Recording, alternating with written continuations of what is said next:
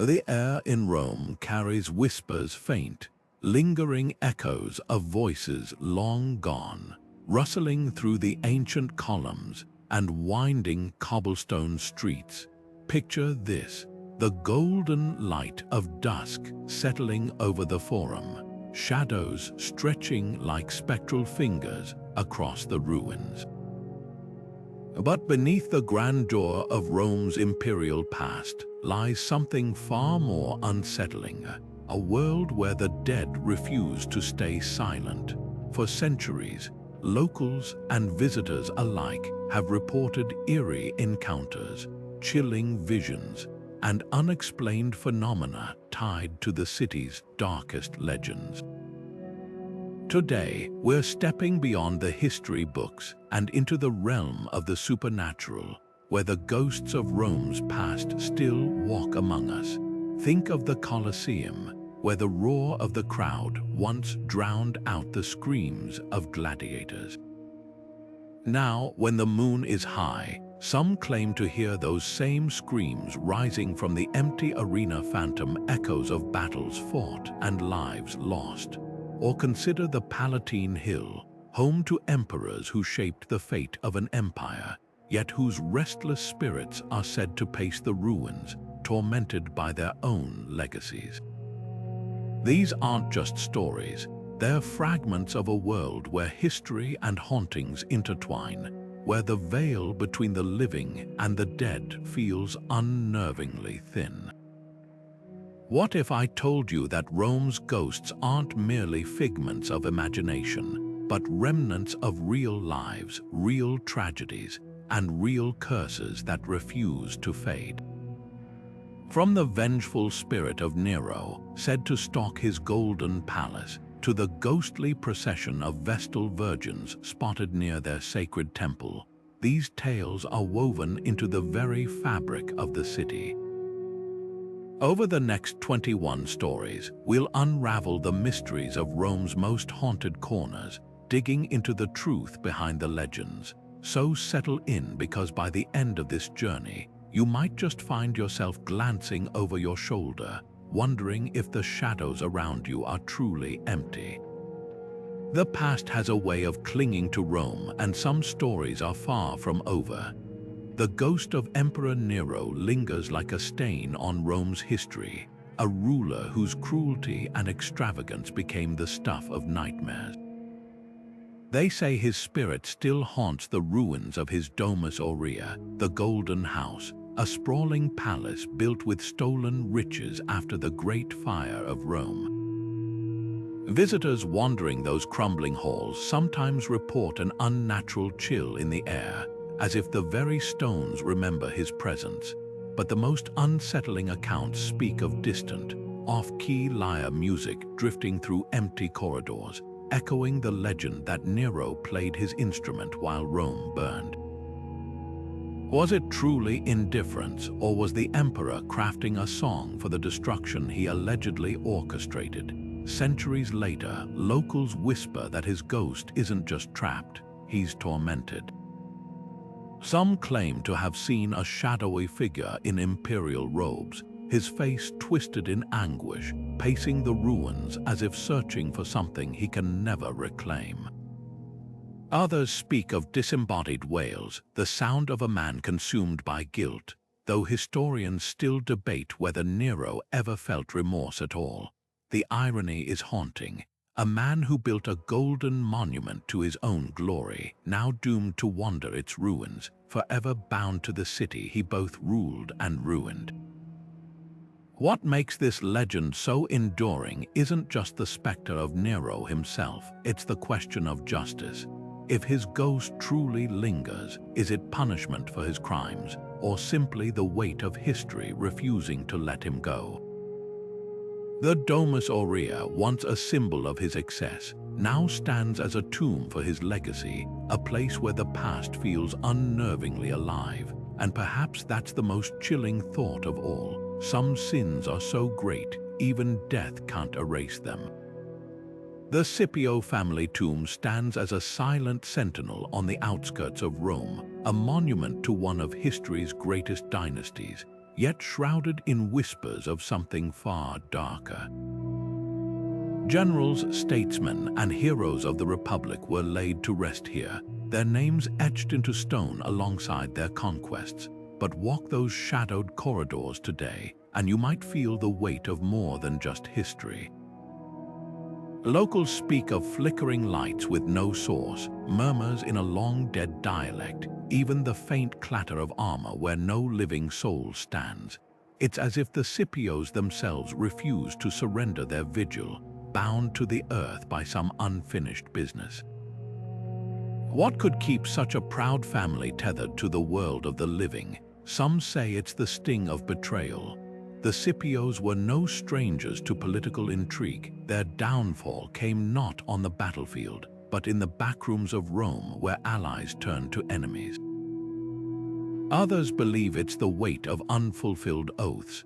Scipio Africanus, the legendary conqueror of Carthage, was denied the burial he deserved, his tomb lost to time.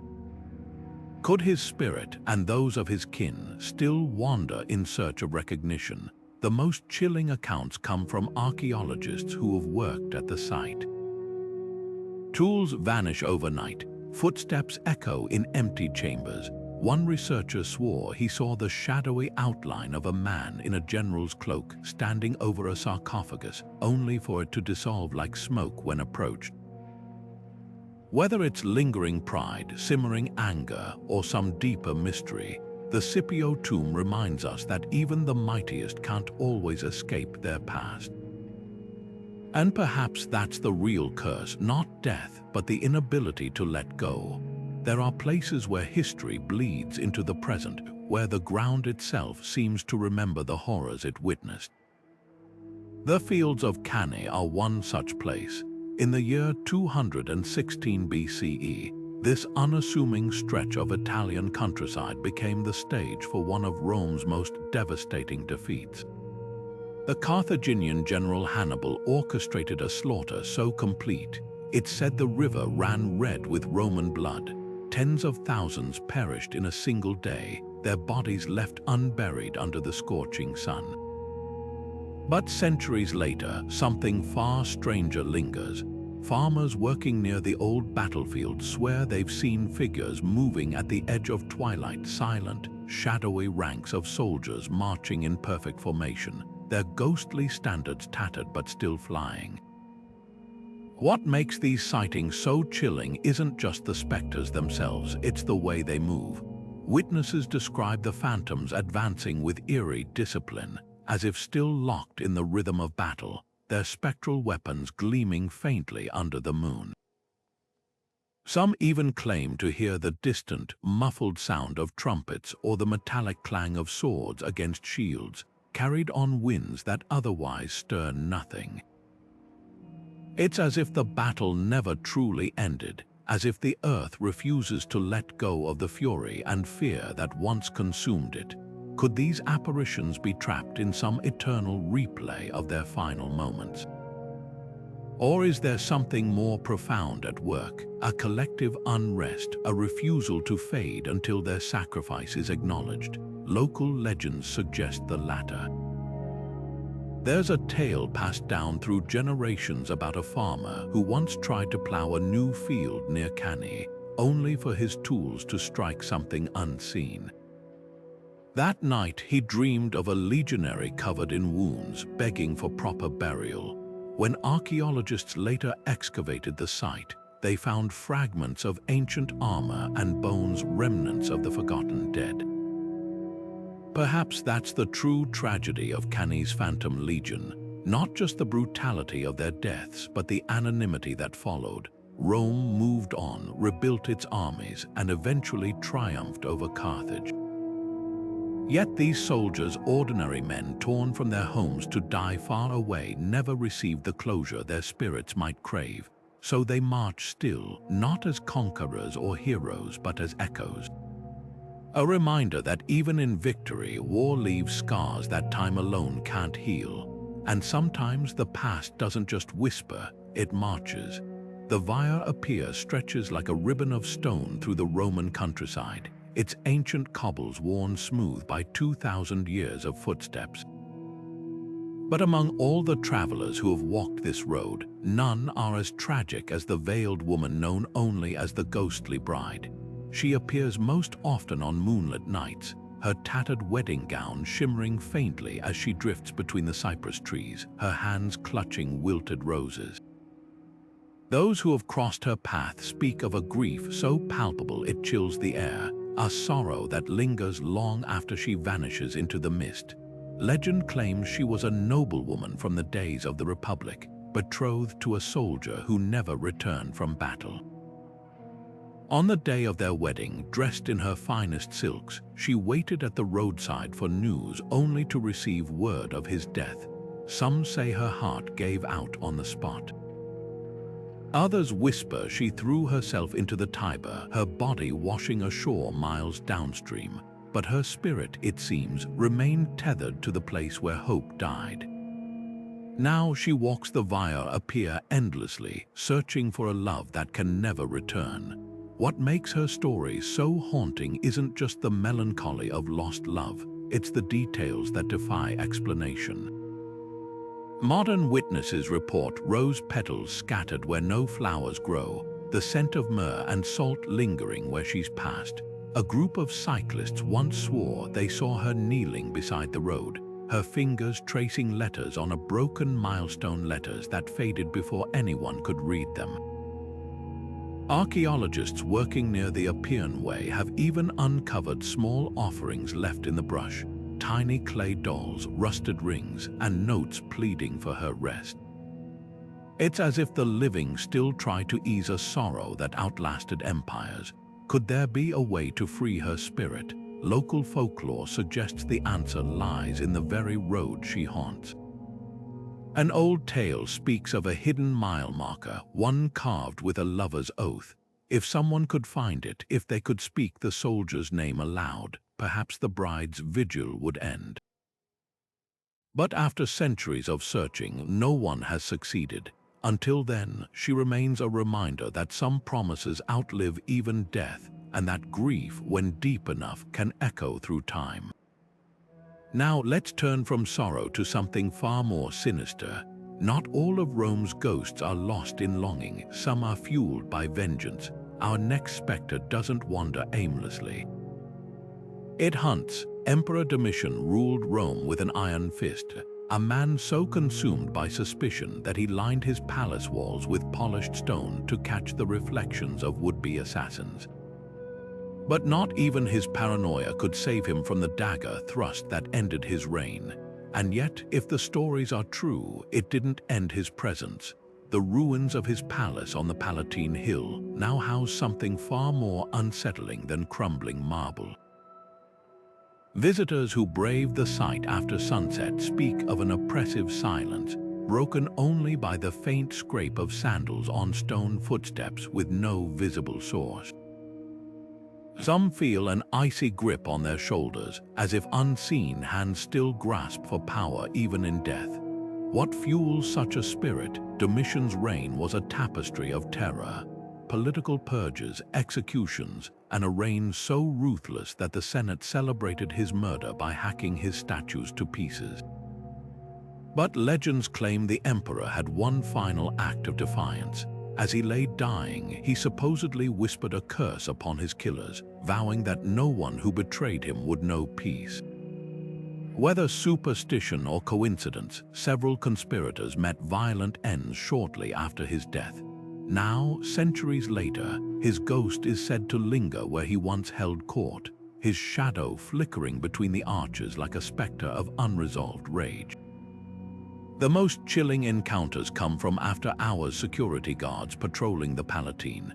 One reported seeing a figure in a torn imperial robe standing atop the palace steps, its face obscured by darkness until it turned, revealing eyes that burned like coals.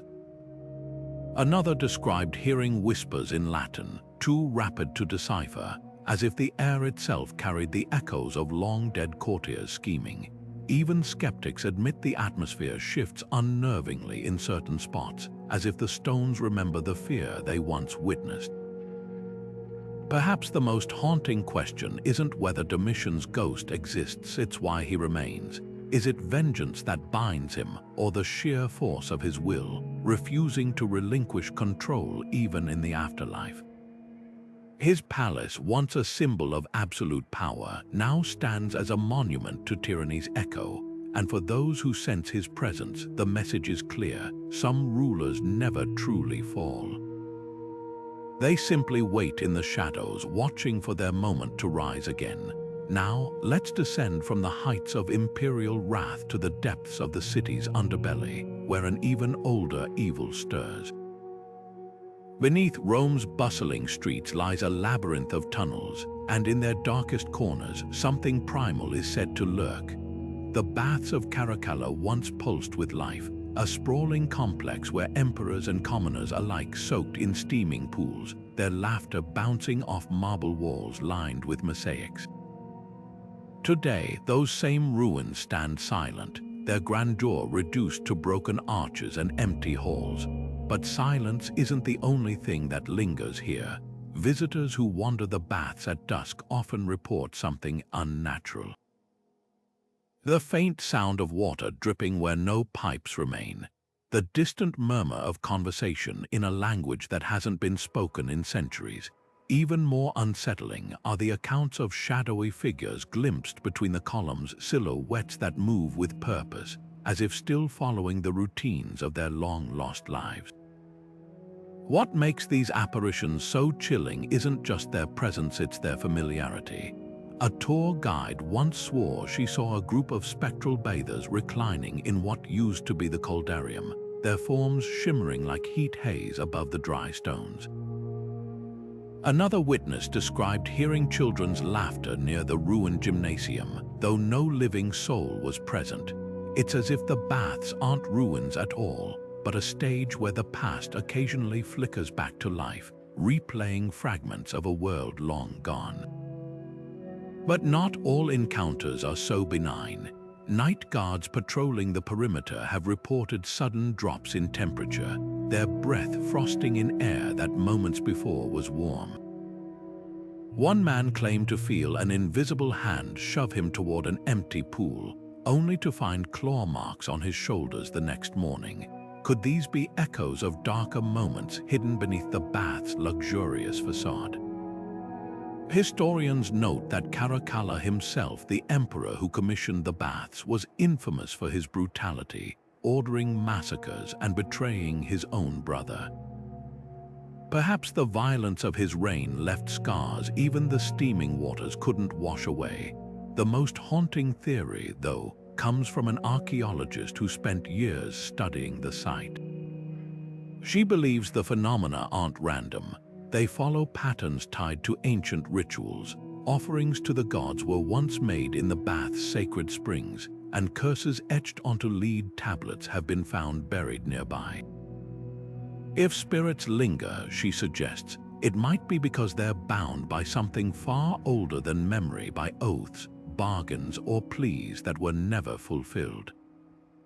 So the next time you stroll through Caracalla's ruins under the afternoon sun, listen closely. That whisper of wind through the arches, it might just be the breeze. But the splash of water where no water flows, that's something else entirely. And if you feel a chill crawl up your spine, remember, in Rome, even leisure can outlast death. Now, let's step from the echoes of a public bath to a far more private torment.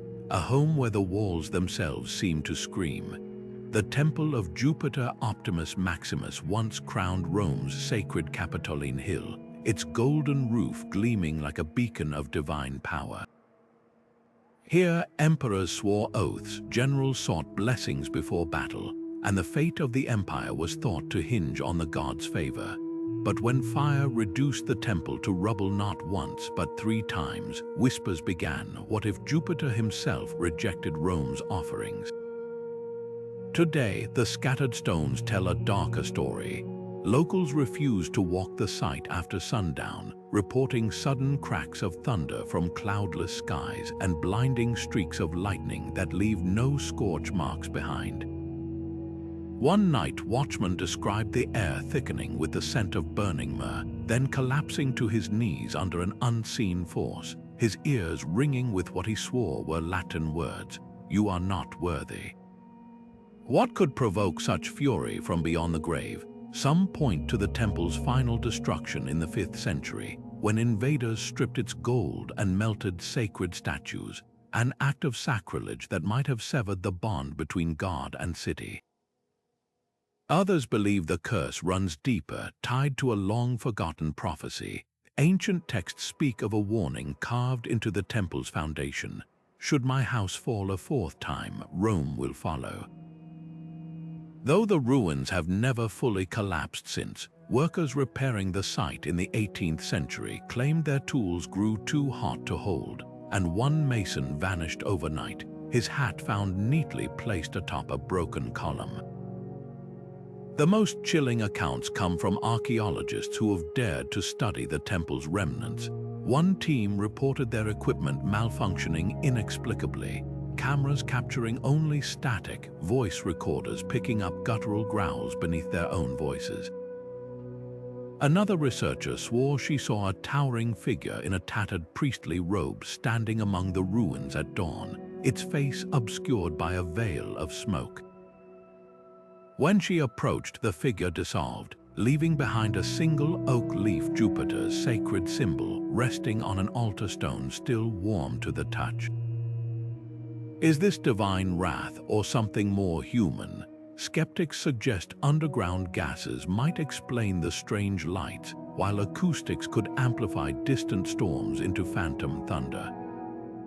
But those who have felt the temple's presence tell a different story. There's a weight here, they say, not just history, but judgment, as if the God who once guarded Rome now stands in silent accusation, demanding an answer. When the empire traded faith for power, did it seal its own fate? The stones offer no reply, only the wind howling through empty archways, a sound almost like laughter. Now, let's turn from divine retribution to mortal sorrow. Our next spectre carries no thunder, only tears, a mother's grief so vast it transcends centuries. Lucretia's story is etched into Rome's soul, a tale of virtue violated, of honor stained by betrayal. A noblewoman of impeccable character, she took her own life after being assaulted by the king's son, an act that sparked the overthrow of the monarchy and birthed the republic. But if history remembers her as a martyr, the shadows tell a different story. Her ghost doesn't haunt grand monuments or battlefields. She appears in quiet, intimate spaces, bedrooms where vows are broken, hallways where whispered lies linger. Those who have encountered her describe a woman in a torn stola, her dark hair loose, her eyes hollow with a grief that transcends centuries. She never speaks. She only weeps. What makes her presence so unsettling isn't just the sorrow, it's the timing. Sightings always coincide with infidelity. A husband wakes to find a cold hand on his shoulder, turns to see a figure vanishing through a wall. A wife hears muffled sobs outside her door, only to open it and find a single drop of water on the threshold, as if from a spectral tear. Some claim the air grows heavy with the scent of crushed lavender. A detail historians note was Lucretia's favorite fragrance. It's as if her spirit has become a living mirror, reflecting the guilt of those who betray their vows. But is she truly a vengeful specter or something more profound? Scholars argue her ghost might be less about punishment and more about memory, an eternal reminder of the fragility of trust. In one chilling account, a Roman businessman confessed to seeing Lucretia's apparition the night he planned to leave his wife. She stood at the foot of his bed, silently spinning a distaff, an ancient symbol of domestic virtue. He cancelled his plans the next morning, too shaken to follow through. Whether divine intervention or subconscious guilt, the effect was the same. The most haunting detail, though, comes from an unlikely source: modern psychologists. Several patients in Rome's marital counseling centers, unaware of the legend, have reported identical dreams of a weeping woman in ancient dress. Coincidence? Perhaps, but in a city where the past bleeds so freely into the present, some truths resist easy explanation. Lucretia's ghost may not rattle chains or hurl objects, but her quiet despair cuts deeper than any poltergeist. She forces us to ask, can a sin ever truly be buried, or does it linger, whispering in the dark? Now, let's leave the sorrow of betrayal behind and step into a far more public haunting, where the restless dead don't weep but roar. The Circus Maximus awaits, and its ghosts race on. The Colosseum stands as a monument to spectacle and suffering, a place where the line between glory and death was thinner than a gladiator's blade. By day, it's a marvel of ancient engineering, but as the sun sets and the tourists disperse, something shifts in the air. Guards patrolling the upper galleries have reported the distant sound of metal scraping against metal, as if unseen combatants are sharpening their weapons. Others swear they've heard the unmistakable roar of a crowd, though the seats have been empty for centuries. The most chilling accounts, though, come from those who have glimpsed the fighters themselves, shadowy figures locked in eternal combat, their forms flickering like torchlight against the crumbling walls. What binds these spirits to the arena? Some believe it's unfinished business, the desperate need for one last victory, or the shame of a defeat too bitter to accept. Historians note that gladiators weren't just fighters, they were symbols, their fates decided by the whims of the crowd. A thumbs up could mean freedom, while a thumbs down condemned them to death. Could the weight of those final moments trap a soul in endless repetition? One archaeologist claims to have recorded EVP sessions near the Hypogeum, the labyrinthine tunnels beneath the arena, capturing whispers in Latin pleading for mercy or snarling in defiance. But not all encounters are passive. A night watchman once described seeing two spectral figures materialize in the center of the arena, their armor gleaming under the moonlight. As he watched, frozen, they lunged at each other with silent fury, their swords meeting in bursts of phantom sparks. When he blinked, they were gone, but the sand, untouched by wind, bore fresh gouges as if struck by invisible blades. Even more unsettling are the reports from visitors who have felt sudden, inexplicable wounds, a scratch across the cheek, a bruise on the arm, with no explanation. Perhaps the most haunting theory comes from an ancient curse tablet discovered in the Colosseum's drains. Inscribed with a gladiator's oath to the gods of the underworld, it reads, "Let my blade never rest, even in death." Was this a plea for eternal glory or a bargain gone wrong? The answer may lie in the arena's darkest secret. Not all who fought here did so willingly. Some were prisoners, slaves, or men forced into service by debt or betrayal. If their spirits remain, it's not just the thrill of battle that binds them, it's rage. So the next time you stroll through the Colosseum's arches, listen closely. That echo isn't just the wind, it's the sound of history refusing to stay buried. And if you feel a cold draft where no wind blows, remember, in this arena, the dead still play to an audience of shadows. Now, let's step from the roar of the crowd to the silence of a tomb, where one of Rome's most infamous figures is said to scheme even in death. The Mausoleum of Augustus holds more than ashes, it holds a curse. The ghost of Agrippina the Younger doesn't whisper, she screams. History remembers her as one of Rome's most formidable women, a mother who schemed to place her son Nero on the throne, only to be betrayed by him in the most brutal fashion. After years of manipulation and political maneuvering, Nero ordered her assassination, sending soldiers to bludgeon and stab her in her own villa.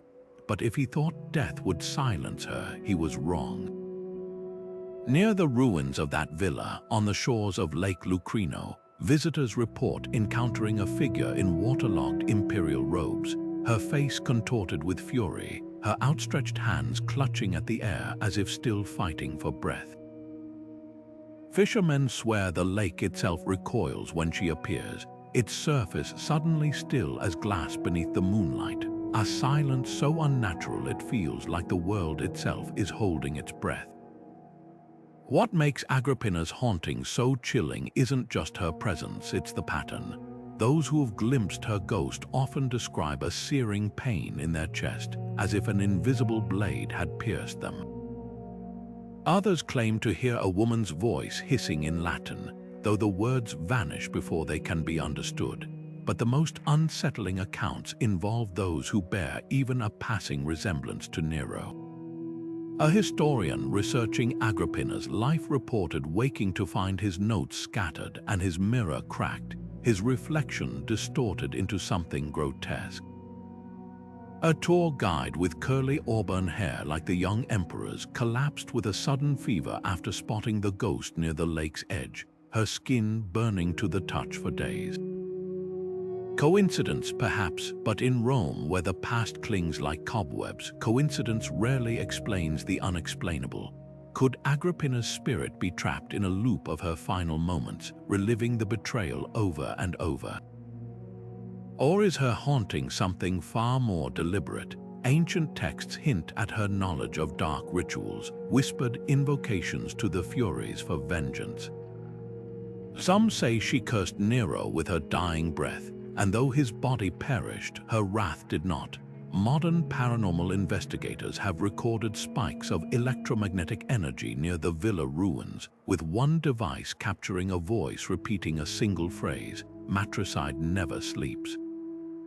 The most haunting detail, though, comes from an unexpected source, a mosaic unearthed near the lake decades ago. It depicts Agrippina not as a victim, but as a goddess of vengeance, her eyes filled with flames, serpents coiled around her wrists. Was this how she saw herself in death, a force of retribution stalking the centuries for those who mirror her son's sins? One thing is certain, where Nero's ghost is tormented, Agrippina's is terrifyingly awake. And in the hush of Lake Lucrino's shores, her message is clear: some wounds never heal, they fester, they wait, and when the time is right, they strike. Now let's turn from the fury of a scorned mother to a specter of a different kind, one whose silence is more unnerving than any scream. Beneath Rome's streets, in the labyrinth of the Cloaca Maxima, something stirs in the dark. The Circus Maximus lies quiet now, its once great track reduced to little more than an overgrown field. But when the moon hangs low over Rome, locals swear the earth trembles with the memory of what it once was: a roar of wheels, the crack of whips, the thunder of hooves shaking the very ground.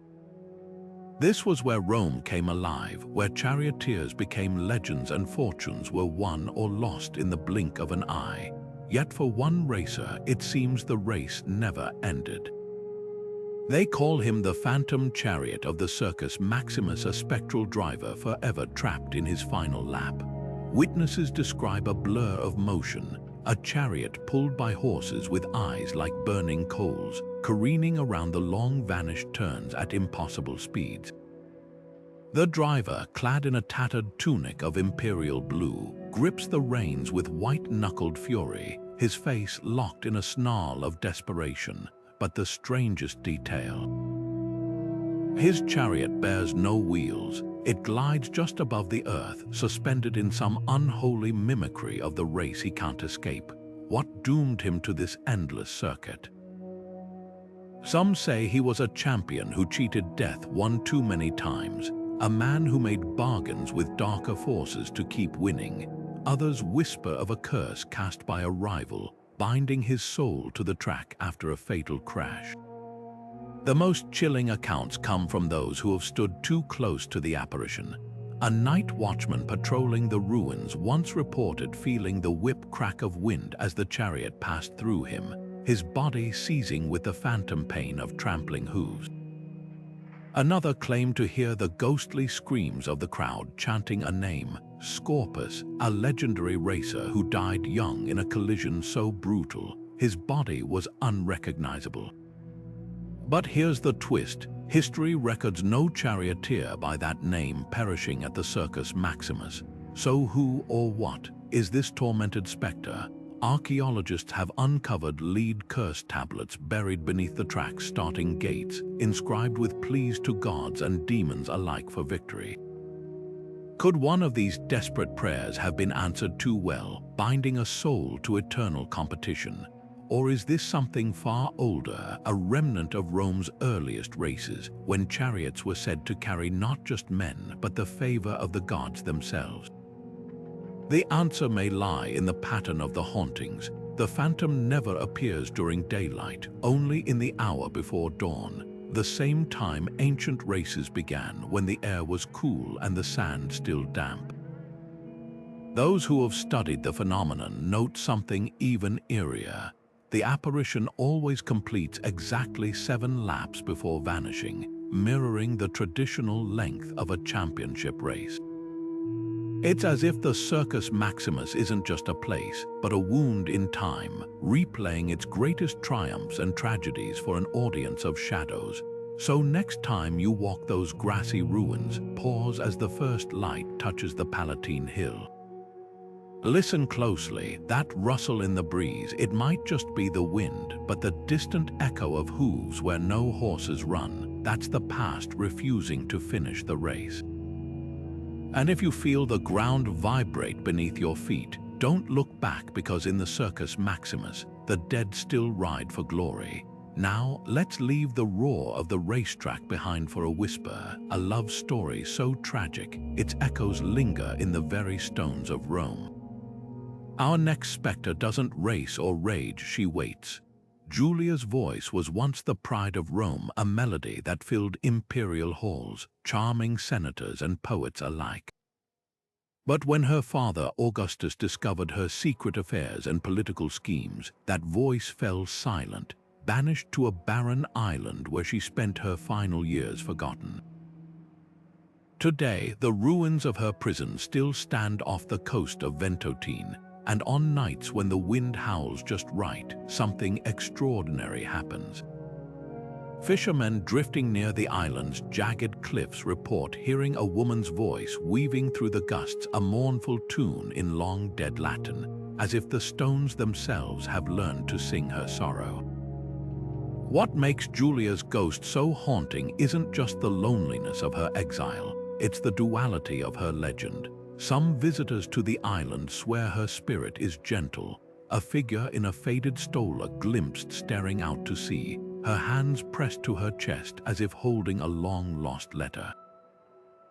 They leave offerings of flowers or coins near the crumbling walls, whispering prayers for her rest, but others tell darker tales. A group of archaeologists camping on the island once woke to their tents slashed open by unseen hands, their maps scattered with footprints too small to be human leading to the cliff's edge.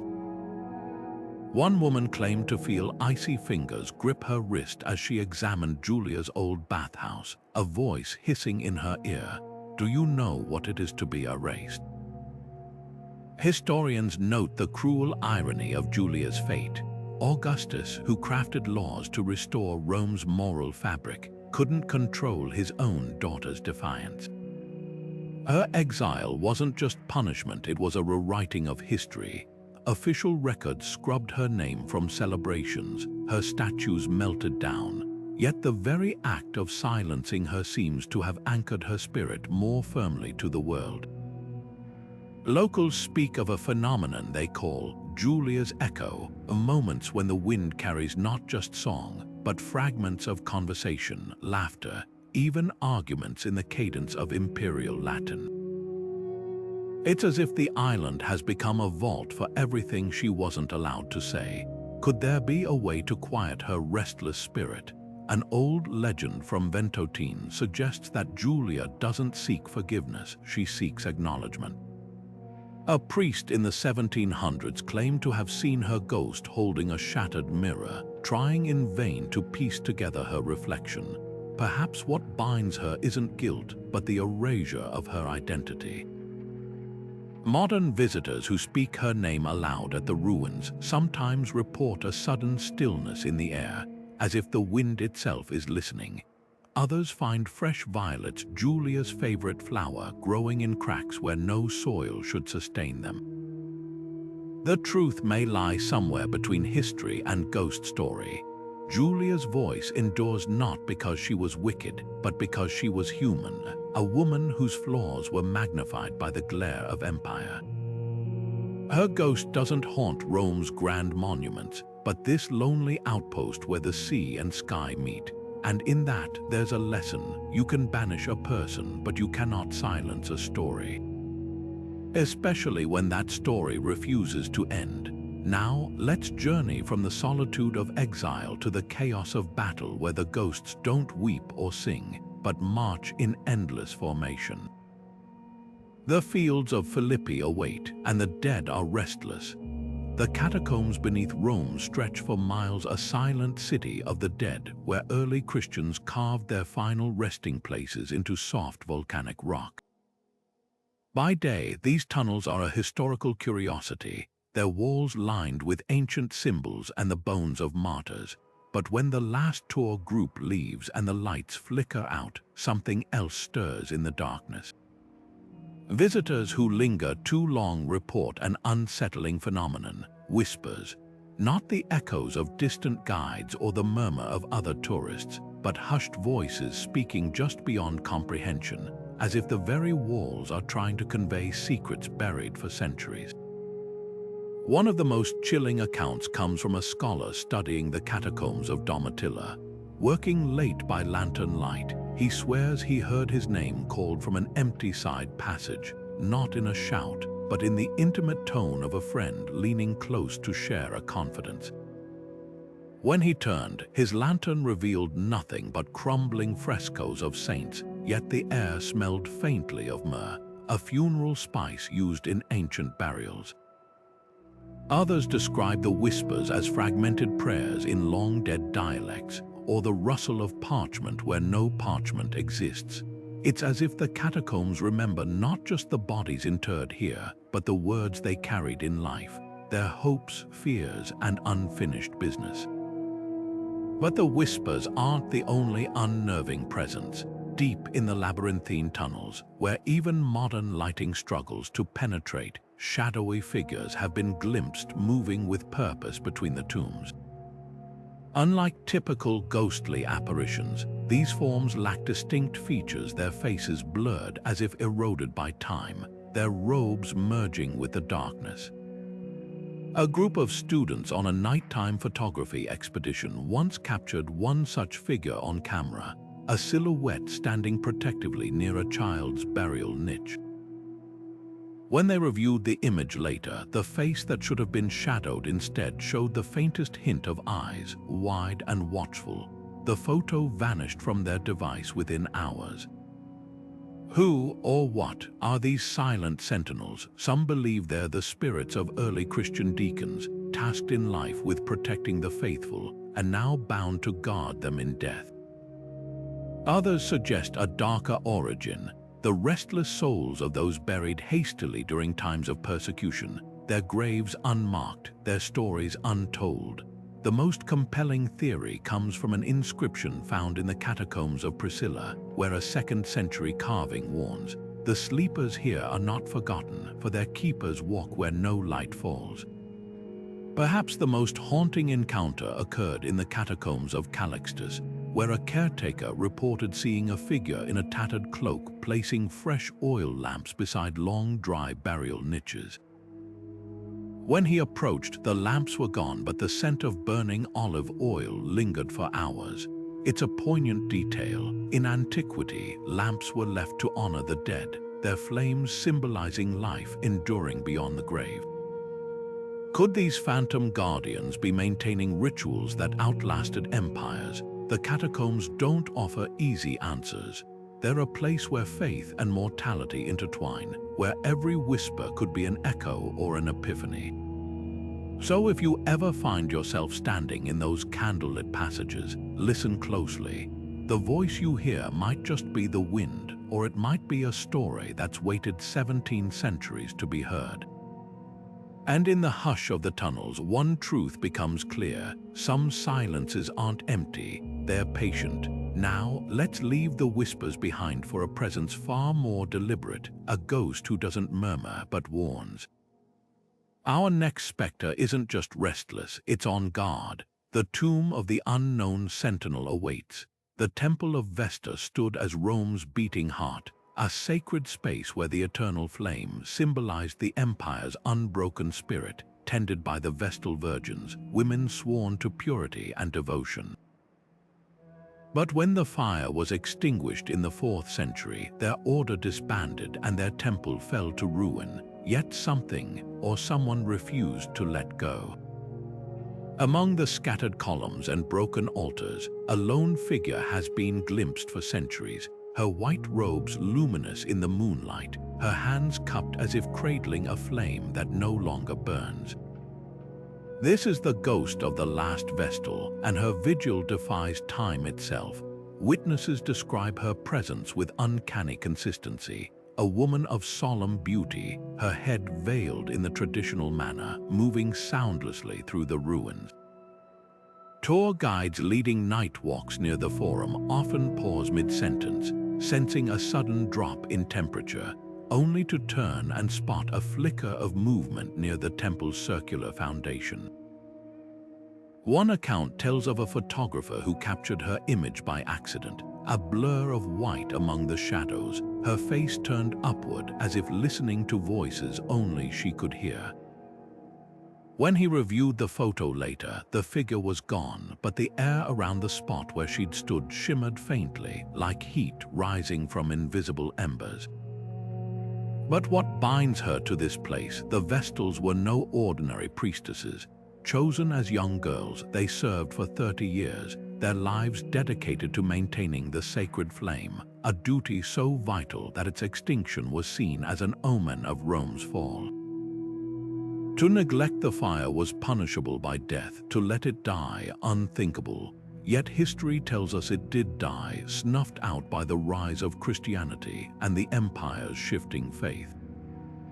Could this spectral guardian be trapped by the weight of that failure, her spirit unable to rest until the flame is relit? Or is there something more profound at work, a love for her sacred role so deep that not even death could sever it? The most chilling encounters suggest she isn't merely lingering, she's protecting. In the 1800s, a group of treasure hunters attempting to loot the temple's foundations fled in terror, babbling about a woman who appeared in their path, her eyes burning with otherworldly fire. One man claimed his pickaxe passed straight through her, only to snap in two as if struck by an unseen force. More recently, a construction worker removing stones from the site swore he heard a whisper in his ear, "You do not take what is not yours," before his machinery stalled inexplicably. Even skeptics admit the temple ruins carry an aura of warning, as if the ground itself remembers its sacred purpose. Yet not all interactions are so stern. On rare occasions, the ghost has been seen kneeling near the temple's central hearth, her lips moving in silent prayer. Some visitors report feeling an overwhelming sense of peace in these moments, as if the Vestal's presence offers a fleeting connection to a purer time. A historian studying the site once left an offering of oil, a substance once used to feed the sacred flame, and returned the next morning to find the vial empty, its contents vanished without a trace. Was it theft or something far stranger? Perhaps the most haunting question isn't why she remains, but what she's waiting for. The Vestals believed their flame was tied to Rome's fate, that so long as it burned, the empire would endure. If that's true, then her ghost isn't just a relic of the past. She's a reminder, a promise, and maybe, just maybe, a hope that one day the light will return. Until then, she keeps watch, a solitary figure in the moonlight, guarding a fire that exists only in memory. Now, let's turn from silent guardians to voices that refuse to be silenced. Our next spirit doesn't linger in solitude, but in song. The ghostly choir of the theater of Pompey awaits, and their melody is one you'll never forget. The Roman Forum still hums with the energy of 1,000 debates, where once the empire's fate was decided by the rise and fall of voices. Now only broken columns and cracked marble remain. But walk those hallowed ruins at dusk, and you might hear something impossible, the thunderous cadence of a senator's speech, his words ringing through empty arches as clear as they were 2 millennia ago. This is no echo of history. This is the ghostly senator, a figure seen and heard by countless visitors, his phantom toga fluttering as he pleads his case to an audience long turned to dust. What makes his apparition so chilling isn't just the clarity of his voice, it's the urgency. Witnesses describe the speeches as fragments of real arguments, delivered with the fervor of a man who doesn't realize his world has ended. A tour guide once froze mid-sentence when the air around her filled with Latin too rapid to translate, the words vibrating with passion. Another visitor swore he saw a robed figure atop the rostra, the ancient speaking platform, his arms outstretched, his face contorted in desperation. When the man blinked, the figure was gone, but the scent of olive oil and incense clung to the air, as if the ghosts of the crowd still lingered. Who was this senator? Some historians speculate he's the spirit of Cicero, Rome's greatest orator, whose fiery speeches against tyranny cost him his life. Others believe it's a lesser-known statesman, one who died mid-debate, his final plea for justice forever unfinished. The most compelling clue comes from a 19th-century diary where a British diplomat recorded hearing a ghostly voice shout, "Beware the IDs," a phrase famously tied to Julius Caesar's assassination. Could this be a witness to that bloody day, doomed to replay his warning for eternity? But here's the twist: the senator doesn't always speak alone. On rare occasions, listeners report the murmur of other voices, laughter, jeers, even the occasional cheer, as if the forum's spectral audience is still engaged in the debate.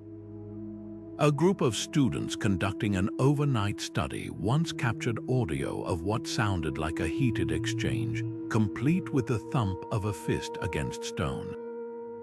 When they played it back, their professor paled. The cadence matched verbatim a lost speech from the records of Sallust, a historian who chronicled Rome's decline. The truth may lie in the stones themselves. The forum wasn't just a stage for politics, it was a living entity, absorbing every oath, betrayal, and cry for justice. If places can remember, then this ground remembers too much. Perhaps the senator isn't trapped by his own death, but by the weight of all the words ever spoken here, the promises broken, the lies told, the ideals that crumbled with the Republic. His ghost isn't just a relic, he's a mirror, and if you listen closely to his fading echoes, you might just hear the whispers of a warning meant for us all. Power unchecked is a flame that burns even the hand that wields it.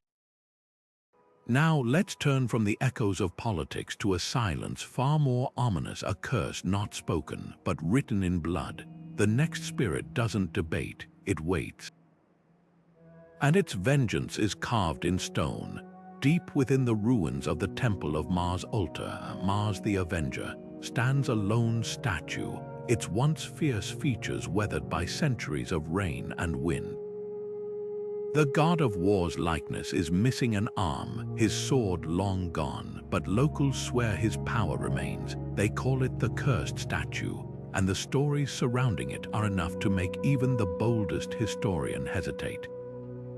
Touch it, they say, and misfortune follows like a shadow. A tourist who brushed his fingers against the marble reportedly broke his leg the next day.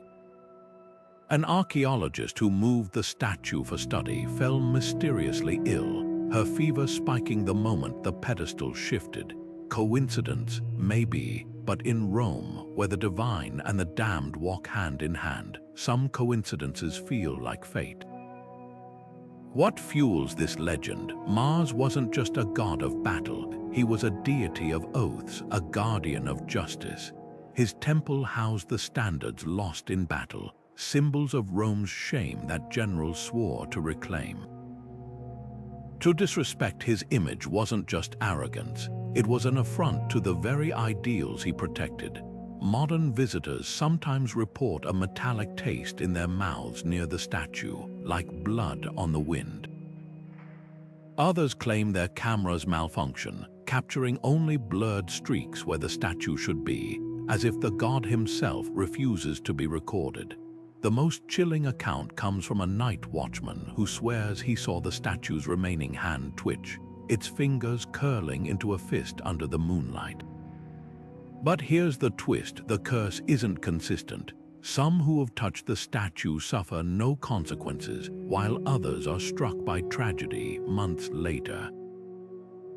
A priest from a nearby church insists the curse targets only those with war in their hearts, the greedy, the violent, the deceitful. He points to an 18th century diary found in the archives, where a mercenary confessed to stealing the statue's missing sword. His final entry, scribbled in shaky handwriting, reads, "Mars collects his debts in blood." The sword was later found rusted beyond recognition, wedged in the foundation of a collapsed bridge. Is this divine wrath or something darker? Skeptics note that the statue's marble contains traces of arsenic, a mineral once used in pigments that could explain the illnesses. But that doesn't account for the dreams. Multiple visitors describe identical visions after encountering the statue, a figure in battle-worn armor standing at the foot of their beds, his voice like grinding stone. "You were warned." Perhaps the truth lies in the temple's original purpose. This wasn't just a place of worship, it was a repository for Rome's collective guilt, where stolen relics were returned and oaths were sworn. If the statue truly is cursed, it might not be Mars's anger that lingers, but the weight of broken promises. And in a city built on conquest, some vows are too heavy even for time to bury. Now let's step from the grip of a god's curse to a far more intimate terror where the dead don't just linger, but reach out. The next haunting isn't about statues or temples. It's about a hand, cold and skeletal, that grasps from beyond the grave. The catacomb of the bone hand awaits, and its grip is inescapable. The laughter of children should be a joyful sound, but when it comes from empty air, joy twists into something far stranger. The Campus Martius, once Rome's sprawling field of military drills and public games, now holds a quieter mystery. By day, it's a peaceful park, but as twilight falls, visitors often pause mid-step, certain they've heard the high-pitched giggle of a child just out of sight. Others swear they've seen fleeting shapes darting between the trees, small and swift as sparrows, their sandaled feet kicking up dust where no footprints remain. These are the ghostly children of the Campus Martius, and their playtime knows no end. What binds these young spirits to this place? Historians note that the Campus Martius wasn't just for soldiers and politicians. It was a gathering spot for families, where children raced through the grass and played games of trigon with leather balls. But Rome was no kinder to its young than any ancient city. Illness, accidents, and the harsh realities of life stole many before their time. Locals whisper that the children who loved this place in life simply refused to leave it in death. Their laughter isn't mournful but bright, echoing with the carefree energy of eternal recess. A musician performing an open-air concert once froze when a chorus of unseen voices joined the final refrain, singing wordlessly in perfect pitch before fading into the night. Yet not all encounters are so light-hearted. Some parents report feeling tiny, icy fingers brush theirs in the crowd, only to turn and find no one there. A jogger cutting through the park at dawn swore she saw a group of children in archaic tunics playing knucklebones near the Mausoleum of Augustus, but when she blinked, they vanished, leaving behind a single bone dice resting atop modern pavement. Archaeologists have uncovered small terracotta dolls and wooden toys buried in the area, offerings left by grieving families centuries ago. Could these objects anchor the spirits, tying them to the world through the artifacts of their lost childhoods? The most poignant theory comes from an old Roman folktale about the lemur's restless spirits who return not out of malice but longing. According to legend, children who died suddenly often lingered near places of happiness, confused by their own absence. The Campus Martius, with its timeless energy, might be the perfect haven for such souls. Modern paranormal investigators have recorded spikes of childlike voices on EP recordings, one whispering, "Will you play with us?" In Latin, so archaic even scholars struggle to translate it fully. So if you ever find yourself wandering the Campus Martius as the sun dips below the Tiber, listen closely. That rustle in the bushes might just be the wind, but the giggle that follows, that's the sound of joy outlasting time itself. And perhaps that's the true mystery here, not why these children remain, but what they're trying to remind us, that even in the shadow of empires, some innocence never fades. Now let's turn from playful echoes to a far darker warning. Our next specter doesn't laugh, it screams. The omen of the bloody crows awaits, and its message is one you won't forget. The ruins of the Temple of Apollo on the Palatine Hill hold more than crumbling stone. They cradle the whispers of a woman whose words once shaped empires. She appears at the edge of vision, her form almost translucent, her lips moving rapidly as if reciting verses only she can hear. This is the phantom oracle of the Sibylline books, the last guardian of prophecies so potent they guided Rome's greatest decisions. Burned, lost, or hidden, the original Sibylline texts are long gone, but their keeper lingers, her ghostly presence a riddle wrapped in shadow. Those who have encountered her describe an eerie duality, her face serene, even beautiful, but her eyes blazing with an urgency that chills the blood. A historian studying the temple's foundations once woke from a nap against a broken column to find her hovering just inches away, her mouth forming silent words that left him with a migraine so severe he couldn't read for days. Another visitor, a poet sketching the ruins at dusk, claimed the air suddenly thickened with the scent of laurel leaves, and a woman's voice hissed a single phrase in archaic Greek: "The wolf will howl twice before the flood." When he turned, no one was there, but his notebook bore fresh ink strokes he didn't remember making, the lines forming a twisted labyrinth with no exit. What makes her haunting so unsettling isn't just the prophecies themselves, it's the way they seep into the subconscious.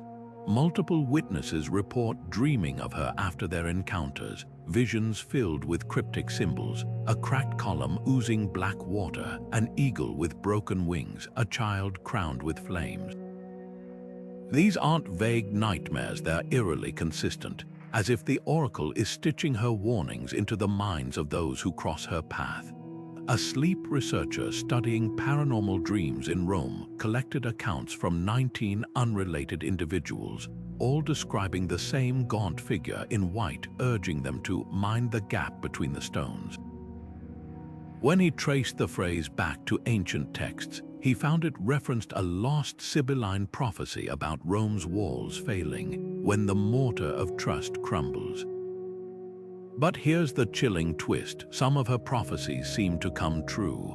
In the year 2011, a construction worker renovating a sewer near the Palatine swore he saw the oracle pointing frantically at a section of pipe. He ignored the vision only for that very pipe to burst days later, flooding the underground with enough force to collapse part of the Via Appia. Coincidence, perhaps, but locals tell older stories too, of a baker in the 1800s who dreamed of the oracle screaming about fire in the belly of the bull, only for his shop to burn down the next week after a rival sabotaged his oven. The most haunting question isn't whether her visions are real, it's why she delivers them at all. The Sibyls were never mere fortune tellers. They were intermediaries between mortals and the divine, their words meant to steer civilizations away from ruin. If this ghost still speaks, does she do so out of duty, or is she trapped in an endless loop, condemned to warn of disasters she can no longer prevent. A fragment of parchment found near the temple in the 1930s offers a clue, a half-charred line that reads, "Until the books are whole again, the tongue cannot rest." So if you ever find yourself standing in the shadow of Apollo's temple as the sun dips below the hills, listen closely. That rustle of leaves might just be the wind. But the voice that follows, low, insistent, vibrating with the weight of centuries, that's the sound of a warning unheeded. And in Rome, where the past is never truly past, some echoes aren't meant to fade. Now let's turn from whispered prophecies to a cry that shakes the very earth. Our next specter doesn't predict doom. It delivers it. The cursed legion of the Teutoburg forest awaits, and their march is eternal.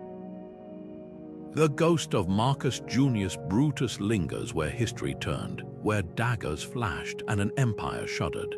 The ruins of the Senate House stand quiet now, but on the Ides of March, when the air carries the scent of impending rain, visitors report a figure in a tattered toga pacing the ancient stones, his hands stained with invisible blood. This is no proud revolutionary, no defiant liberator. His face is a mask of torment, his whispers choked with regret. Et tu, Brute. The words that sealed Caesar's fate now seem to bind Brutus himself, an endless echo of the moment he became history's most infamous traitor. What makes his haunting so unsettling isn't just the guilt, it's the duality of his legend. By day, history remembers him as a man of principle, a stoic who sacrificed friendship for republic. But by night, his ghost tells a different story. Guards patrolling the Forum at dusk have described seeing him kneel before the spot where Caesar fell, his fingers clawing at the ground as if trying to bury the past. Others claim to hear fragmented pleas not to the gods but to Caesar himself. Forgive me, or worse, was it worth it? The question hangs in the air like a challenge, forcing us to confront the cost of idealism turned bloody. The most chilling encounters come from those who have dared to speak to him. A historian specializing in the late Republic once called out Brutus's name near the Senate steps only for the air to grow icy and a voice to rasp directly into his ear. The Senate was never saved. When he turned, no one stood there, but his recorder later picked up 3 distinct whispers layered over his own voice, all repeating the same phrase in Latin, Greek, and Etruscan, the languages of Brutus's fractured legacy. Could he ever break free from this cycle of remorse? Ancient texts hint that Brutus believed in the Stoic ideal of an orderly universe, where actions carried inevitable consequences. If so, his ghost might not be seeking forgiveness at all, but punishment. Locals whisper that on stormy nights, lightning illuminates a second figure standing beside him, a towering silhouette in a bloodied robe, its hand resting on Brutus's shoulder like a judge passing sentence. Is this Caesar's vengeful spirit, or Brutus's own conscience given form? The truth may lie in the ground itself. Archaeologists have found lead curse tablets buried near the Senate House, inscribed with pleas to the underworld gods to hold the oath-breaker fast. Were these left by Caesar's supporters, or later Romans who saw Brutus's act as the first crack in the Republic's foundation? Modern visitors sometimes leave coins on the spot where Caesar died, not just for the fallen dictator, but for the man who killed him. A silent acknowledgement that some choices haunt long after they're made. Brutus's ghost doesn't rattle chains or hurl objects. His torment is quieter, more intimate. He stands as a reminder that betrayal, no matter how noble the cause, leaves scars not just on history but on the soul. And in the hush of the Forum at dusk, his presence asks the question every leader must one day face: when you strike down a tyrant, what rises in his place? The stones offer no answer, only the whisper of a dagger still falling centuries later. Now let's turn from the weight of regret to a spirit driven by duty. Our next ghost doesn't pace or weep, it stands unwavering at its post. The sentinel of the Servian wall awaits, and his watch never ends. The Teutoburg forest swallows sound, its ancient oaks stand like sentinels over a massacre frozen in time. In the year 9 CE, 3 Roman legions vanished beneath these trees, ambushed by Germanic tribes in one of history's most devastating defeats. 20,000 men marched in. None marched out, yet on fog-laden nights, locals swear the forest exhales them once more. Spectral soldiers in broken armor, their forms flickering between the trunks like candle flames in a draught. These are the lost legionaries of Teutoburg, and their war never ended. Witnesses describe the apparitions with eerie consistency, shadows in segmented Roman plate, their helmets askew, their shields splintered. Some drift aimlessly, their hollow eyes scanning the undergrowth as if searching for a path that no longer exists. Others move with purpose, locked in a phantom battle against unseen foes, their silent screams etched onto gaunt faces. A park ranger patrolling at dawn once stumbled upon a clearing where the mist coiled into human shapes, their outlines perfect down to the crests on their standards. When the sun rose, the ground beneath them bore no footprints, only patches of frost in the rough formation of a century's battle line. But what binds these spirits to such anguish? Historians note that the Teutoburg disaster wasn't just a military loss, it was a spiritual fracture. The legions weren't merely killed, they were stripped of dignity. Germanic tribes displayed severed heads in sacred groves, leaving bodies to rot unburied. Ancient Romans believed proper rites were the only passage to the afterlife. Could these soldiers be trapped by the ultimate indignity forgotten by Rome, unconsecrated by the gods? A farmer living near the forest edge claims his grandfather once left offerings of bread and wine at the rumored massacre site. That night he dreamed of a centurion whispering, "The eagles are still lost." When archaeologists later excavated the area, they found a rusted legionary's ring buried precisely where the offerings had been placed. The most chilling encounters suggest some ghosts aren't just lost, they're aware. A group of reenactors camping near Calchris Hill, the epicenter of the battle, woke to the sound of metal clashing. Peering into the darkness, they saw translucent figures grappling with enemies only they could see. One reenactor, fluent in Latin, swears a bloodied apparition seized his cloak and gasped, "Which emperor reigns?" When he answered, the specter wailed before dissolving into the trees. Was this confusion or horror at realizing how much time had passed? Modern technology offers no comfort. Thermal cameras at the site frequently capture cold spots moving against the wind, while audio devices pick up muffled drumbeats matching the rhythm of a legion's march. Archaeologists have even discovered strange wear patterns on stones near the battlefield, grooves that align with no known tools, but match the exact width of Roman hobnailed sandals. Like ghostly footprints worn into the earth itself, perhaps the most haunting question isn't why they remain, but what would free them. Folklore whispers of a ritual to bury a single Roman coin beneath each standing oak, symbolizing the funeral rites they were denied. Others believe the legionaries won't rest until their lost eagle standards are returned, a near impossible task as the tribes melted them down centuries ago. But maybe closure isn't the point. Their ghosts aren't just a reminder of defeat, they're a warning, a lesson etched into the land about hubris, about empires that stretch too far. So if you ever find yourself beneath Teutoburg's gnarled branches as the mist rolls in, stand very still. That rustle isn't just the wind, it's the whisper of 20,000 souls still counting the steps back to a home that forgot them. And in the silence between the trees, one truth echoes: some battles don't end with the last breath, they wait. Now, let's journey from the depths of the forest to the heart of Rome itself, where the next specter isn't a soldier but a prisoner. The wailing shadow of the Mamertine prison awaits, and its cries will chill you to the bone. The Palatine Hill stands as the cradle of Rome, the sacred ground where Romulus first traced the city's boundaries with a plow, where empire began with a brother's blood. But if legends hold true, Rome's founder never truly left. His ghost walks these slopes still, a spectral sentinel wrapped in the mist of myth and memory. Witnesses describe a figure both regal and fierce, clad in a wolfskin cloak, his eyes burning with an intensity that transcends time.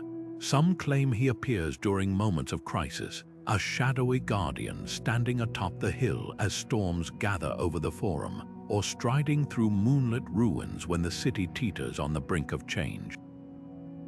Others insist his presence is one of sorrow, that he lingers not to protect but to grieve what his creation has become. What binds Romulus to this place? His story is no simple tale of kingship, it's a paradox of violence and destiny. A man who murdered his twin to claim sole rule, yet was deified by the people he united. A ruler who vanished in a thunderstorm, leaving behind only whispers of apotheoses. Historians debate whether he existed at all, but the ghost stories persist with uncanny consistency. A night watchman patrolling the Palatine once froze at the sight of a figure standing before the ruins of Romulus's hut, his hand outstretched as if testing the wind. When the guard called out, the figure turned, and the man swore he saw not a face, but the glint of a wolf's eyes before the apparition dissolved into the dawn. But here's the chilling twist. Romulus's ghost doesn't merely haunt, he intervenes. During the sack of Rome in the 5th century, panicked citizens fleeing to the Palatine reported a spectral army materializing from the hillside, their shields emblazoned with archaic symbols. The invaders, according to chronicles, suddenly retreated, babbling of a wolf-eyed king leading the dead. Centuries later, in 1944, as Nazi forces occupied the city, a resistance fighter hiding in the Farnese gardens claimed a shadowy figure guided him through enemy patrols, whispering directions in a language he didn't know, yet understood perfectly. When he turned to thank his savior, the figure was gone, but the scent of wet earth and iron lingered like a battlefield after rain. Is this the founder's eternal vigil, or something darker? Ancient texts hint that Romulus's death or disappearance was anything but peaceful.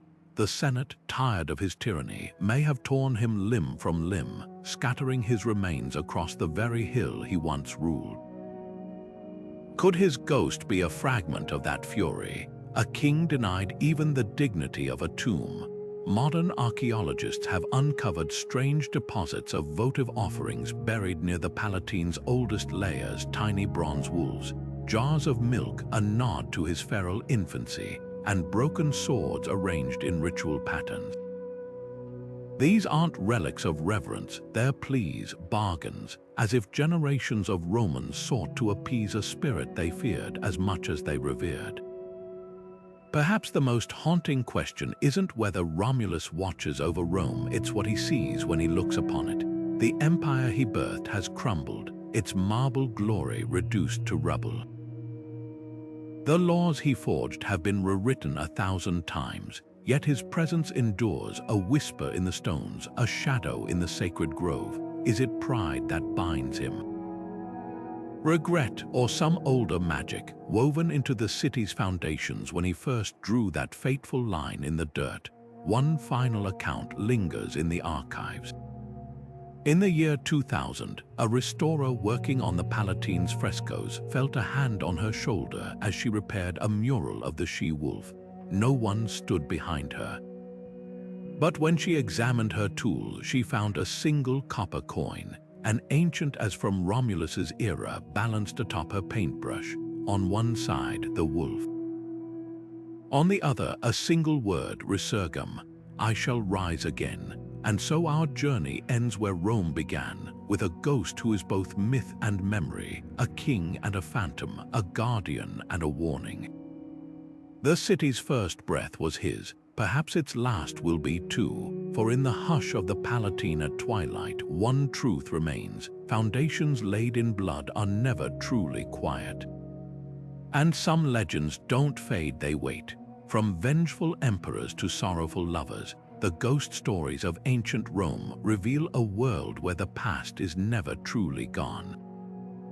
These 21 haunting tales are more than just campfire fodder. They're fragments of a civilization's soul, echoing across millennia. Think about it: every phantom senator pacing the forum, every weeping bride along the Appian Way, every gladiator's cry in the Colosseums dust, they're all threads in a tapestry woven from fear, love, and unfinished business. Rome didn't just build empires, it built legends that outlasted marble and mortar. What makes these stories endure isn't just the chill they send down your spine. It's the way they mirror the very human struggles of an ancient world. The betrayed wife who wanders eternally, the soldier who can't lay down his sword, the oracle cursed to speak truths no one hears. These aren't just ghosts. They're metaphors, they're Rome's subconscious, whispering its regrets and triumphs in a language we still understand. Even if you don't believe in spirits, you can't deny the power of a culture that saw its history as something alive, something that could reach out and grab you by the shoulder in the dark. And that's the real magic here. Whether these specters are figments of imagination or something more, they've shaped Rome's identity as much as its aqueducts and laws. Modern visitors still leave coins at crossroads for the dead, or pause when the Colosseum's shadows seem to move. It's a reminder that the past isn't a closed book, it's a conversation. Every crack in the forum stones, every ripple in the Tiber, carries the weight of 2,000 years of hopes and horrors. So the next time you walk Rome's streets at dusk, pay attention to the silence between the footsteps. That flicker at the edge of your vision, it might just be a trick of the light, or it might be history waiting for you to listen. And if you felt the brush of something unseen while watching this video, you're not alone. Share your stories in the comments, because the best ghost tales are the ones we keep alive together. Don't forget to like, subscribe, and join us for more journeys into the shadows. After all, in a city like Rome, the dead are never really gone. They're just waiting for the right moment to speak.